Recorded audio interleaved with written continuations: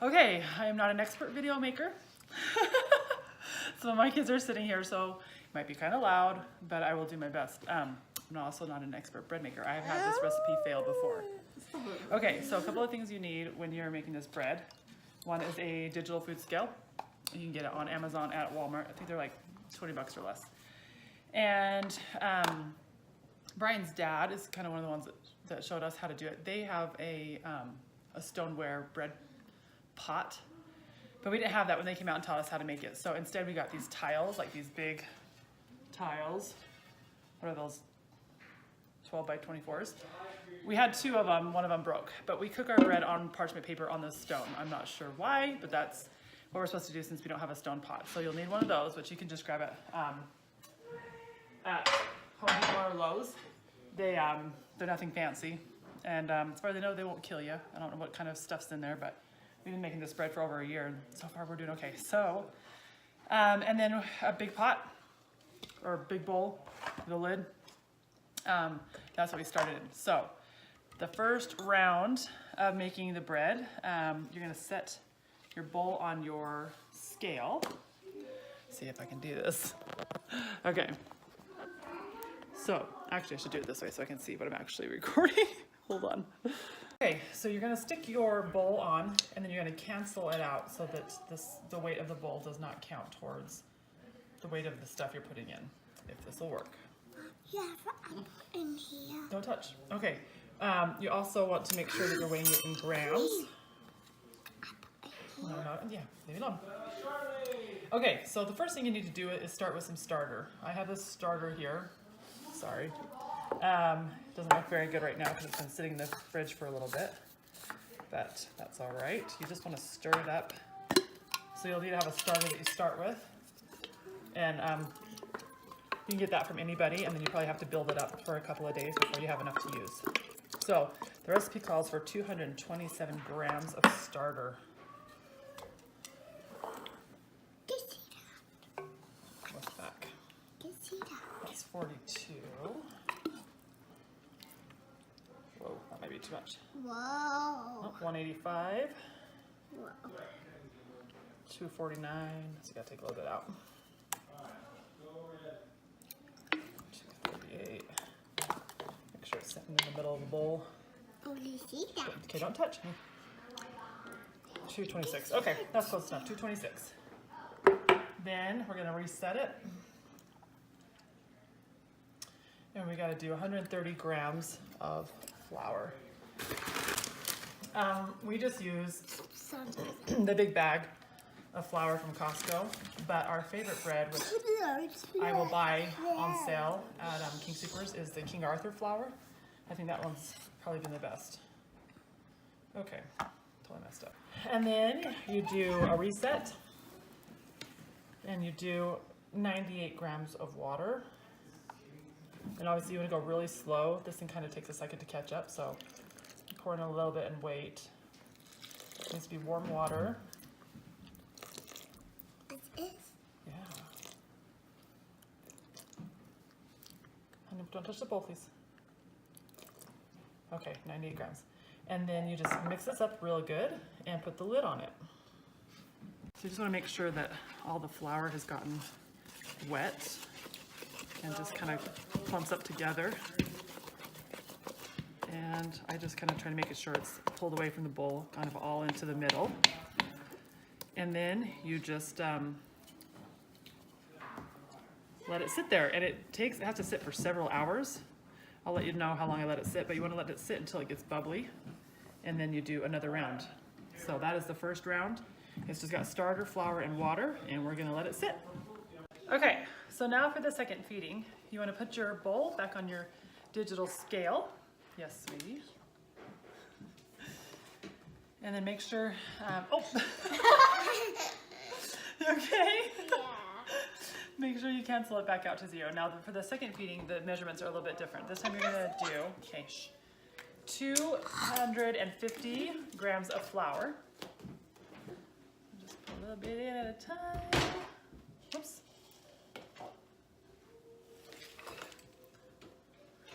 I think it's probably fairly close to a little over 2 cups is my guess.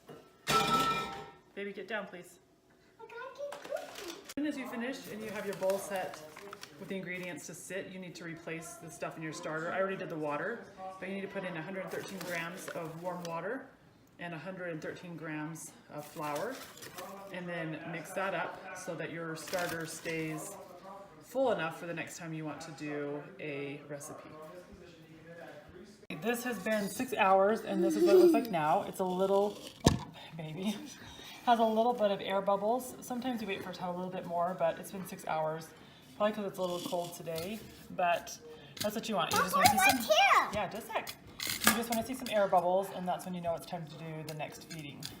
Okay, so now for the second feeding, you want to put your bowl back on your digital scale. Yes, sweetie. And then make sure, oh. You okay? Yeah. Make sure you cancel it back out to 0. Now for the second feeding, the measurements are a little bit different. This time you're gonna do, okay, 250 grams of flour. Just put a little bit in at a time.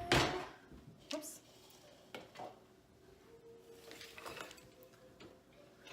I think it's probably fairly close to a little over 2 cups is my guess. Baby, get down, please. And then 188 of water. So make sure you reset it every time so you don't have to try and add it all up. So 188.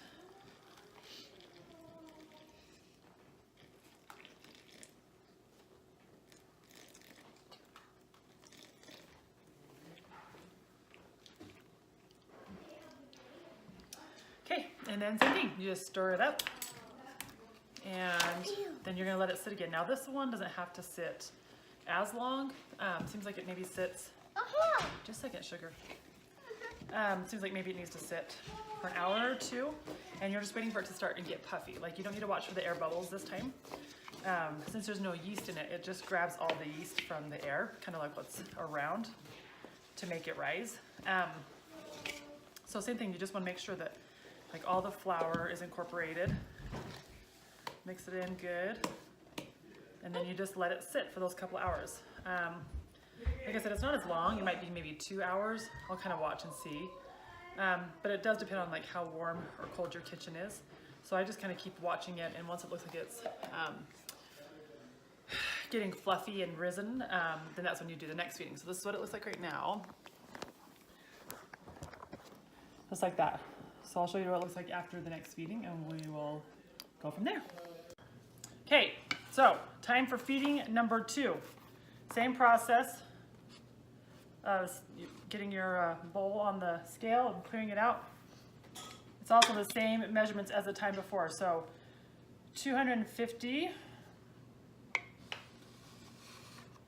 grams on the flour.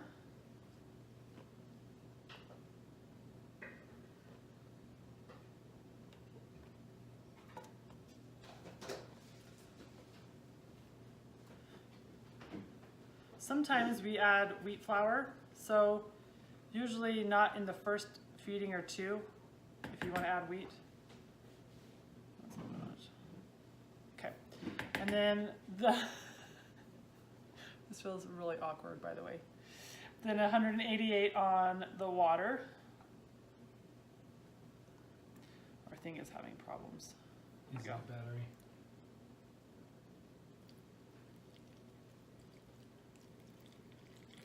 Oh, I forgot to show you what it looked like. Anyway, Brian was saying you only have to wait like a couple of hours. It had a couple of bubbles, but not a lot. I feel like a lot. Sometimes if I have more time, I'll let it sit till it's a little bit more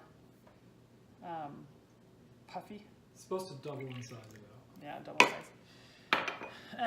And then you just stir it up and stick the lid on it again for a couple more hours. Now after this, there's one more feeding, and then Feeding and kneading. and then we'll leave it in the fridge overnight. Sometimes I like to get it all done in a day, and so I'll double up one of the feedings. Instead of, I'll do the first feeding by itself, and then I'll do the next 2 feedings together. It seems to turn out fine. I don't think we've really noticed a difference. But if you have time, the 24 hours is the way, or not 24, but whatever it is, next day is the way it's supposed to be done, I guess. So anyway, just stir it in really good. Try to make sure all the flour's stirred in. and then let it sit. Okay, now we're talking. I was gonna put it in a feeding last night, but it wasn't ready. It was hardly bubbly or, whoa, that was a balloon popping, sorry. Or rising at all, but this is what it should look like. I don't know if you can tell how much more bubbly it is than the other stuff, or just that it's risen more. Brian said that maybe the reason it wasn't rising as well yesterday is just because we haven't used the starter for a little bit, so it might be taking a little bit longer to activate. So now we have our last feeding to do. I won't necessarily show you how to do that, but it's a little bit different this time. This time we're gonna add salt. So it's 300 grams of flour, 190 grams of water, and 19 grams of salt. So you just add those all in, and then I'll show you what to do from there. Okay, so really quick, I will actually just show you with the salt, one of the things you need to make sure of is that you get salt that is free-flowing, does not have iodine in it. I'm not sure why, but that's the kind of salt you use. So it's very similar to when you do the flour. And the water, I just pour it in until it says 19 grams. Oh, there you go. Okay, so this is after you've done all the feedings. You're going to flour up your counter because now you're going to knead the bread and stretch it. Now, I'm not the best at stretching it. Brian does a really good job, but the bread still turns out, so. Anyway, so you take it. I've stirred it mostly together, but not all the way because it's getting kind of thick and hard to do. So I usually stir it in a little bit, and then I put it on the counter and do it the rest of the way. So you're gonna stir it up really good, and then we're gonna put it back in the bowl to rise. So you probably have to add a little bit more flour to it. We're just gonna do this for a minute.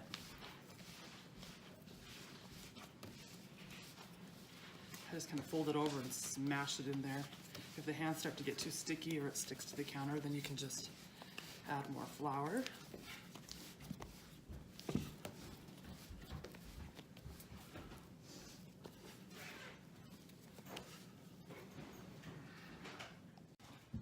Sorry, I thought I should put an apron on because it gets a little messy.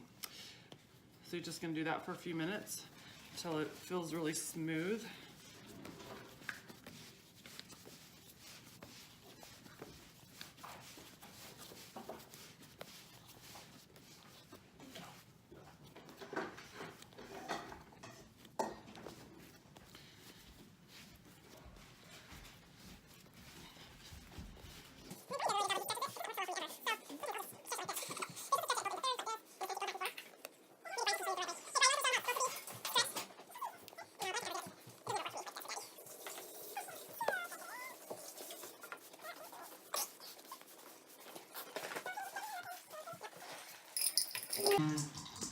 You're supposed to stretch it, not knead it. Well, I need it. That's And it still turns out okay. Doesn't seem like it makes a difference. You're supposed to get it to stick to the board. You're supposed to stretch it like that, fold it in like in thirds. Stretch and fold. Flatten it down.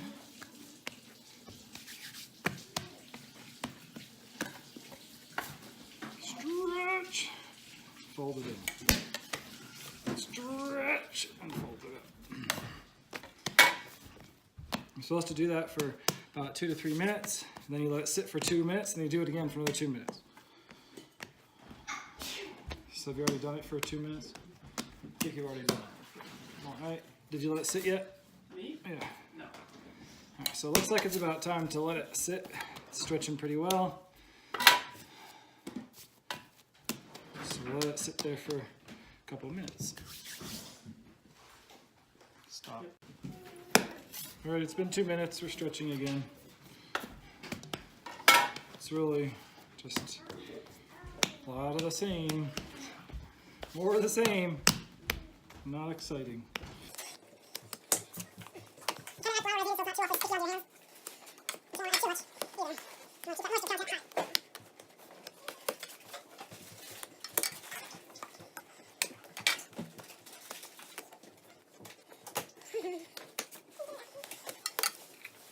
Another couple minutes.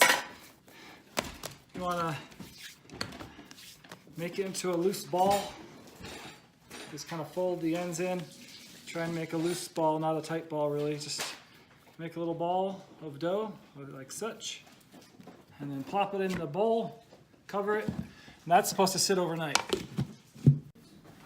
Okay, this has been rising all morning since, 7:30 today. 7:30, 8, 9, 10, 11, 12, 1, 2, 3, 9 hours this has been rising. So a lot of times we'll put it in the fridge overnight. You don't need to put it in the fridge sometimes, depends. Well, depending on when you start it. Normally we put it in the fridge overnight and then let it warm before forming the loaves. Brian says when he does it, that when he takes it out of the fridge, he punches it down and lets it rise again. I don't, but it's turned out fine. If it goes from the fridge, you should, because the dough needs to warm up to at least room temperature before you form it into loaves. So now You get some You really take it awesome out. bubbles. This is how you know it's good. You see those awesome bubbles? That's good stuff. Good stuff. So now we're going to form it into loaves. So we're going to cut this in half because this is a recipe for 2 loaves. And we need to get some parchment paper out. So while Michelle's going to get some parchment paper out while I hold on. cut this. There you go. All right, so now take your trusty blade, Trusty. cut the dough in half. I'll put one to the side here while I work on the other one.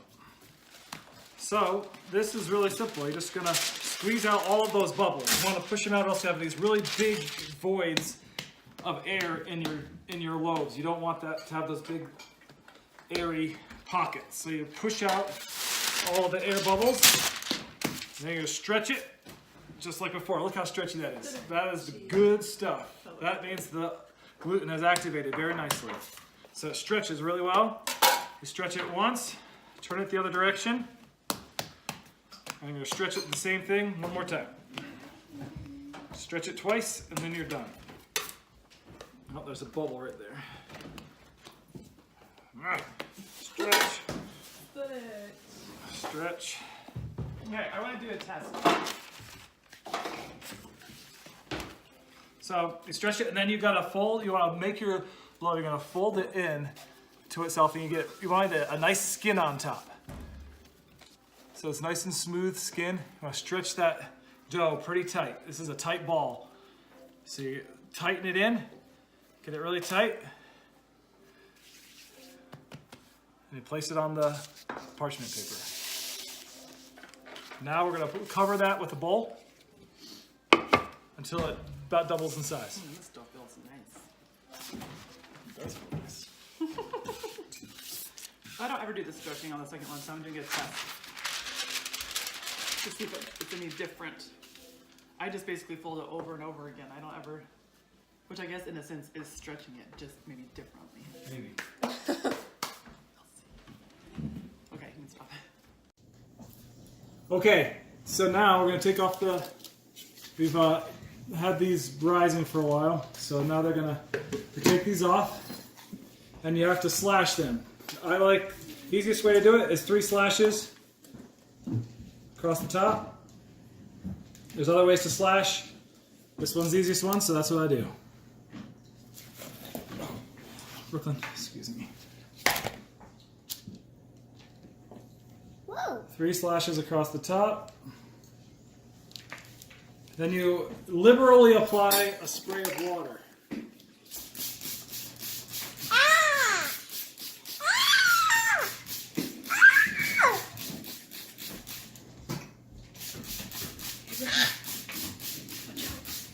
Lots of water.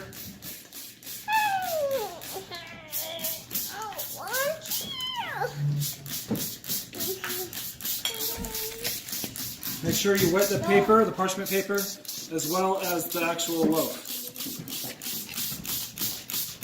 The parchment paper should be basically soaked. Beat it up really well with water. And the bread very... Now I've had the oven preheating for quite a while with the tile in there for about, I don't know, an hour or so at 475. We're gonna cook for 15 minutes at 475, then turn the heat down to 400 and cook it for an additional 10 minutes. So what I do is I get a cutting board, slide it up on top of there, and I'm gonna put it in the oven. So it slides in up like that, and then follow me to here, Coop. See, there's the tile in here. We have just take it and slide it right off onto the tile. Stick that in there. Timer, 15 minutes. Okay. Change it over. That's what it kind of, it's hard to see through there, but that's what it's looking like now. It's rising up, puffing up. Both loaves look good, so looks like either method is going to work. Mine might have blown out a little bit. We don't want it to blow out like it did there on the side, but that's all right. Anyways, about to turn it down to 400 now. Turn it to 400. And now 10 minutes.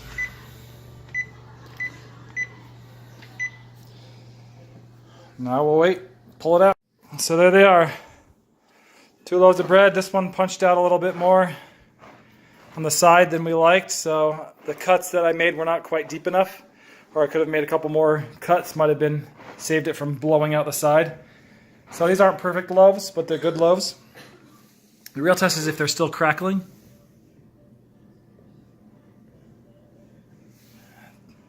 They are slightly crackling, but it's nice. I mean, you've got the good skin on there. You can see how it's all bubbly. That's what you want to see. On the part that was not cut, nice and bubbly. Means we have a nice crust on there. These would be fantastic loaves. So there you go. That's how you make the sourdough bread. A labor of love.